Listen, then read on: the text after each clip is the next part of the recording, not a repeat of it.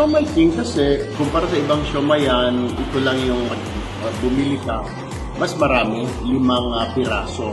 Pagkatapos pure meat siya, wala siyang mga extenders. Nagustuhan ko yung lasa ng Siomai King. Masarap ang Siomai King sa lahat ng siomai. Meron po along EDSA, malapit sa Shaw Boulevard.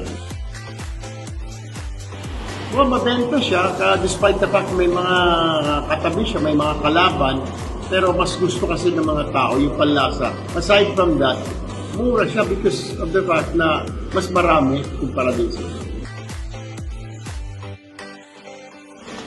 Well, pag meron silang konting puhunan, may naipon sila, I would advise itong Siomai King because yung return of investment, mabilis, malaki yung kita, maganda yung kita, kasi nga, tinatangkilik siya ng mga kababayan natin. Kaya ang siomai ni Tulfo, Siomai King.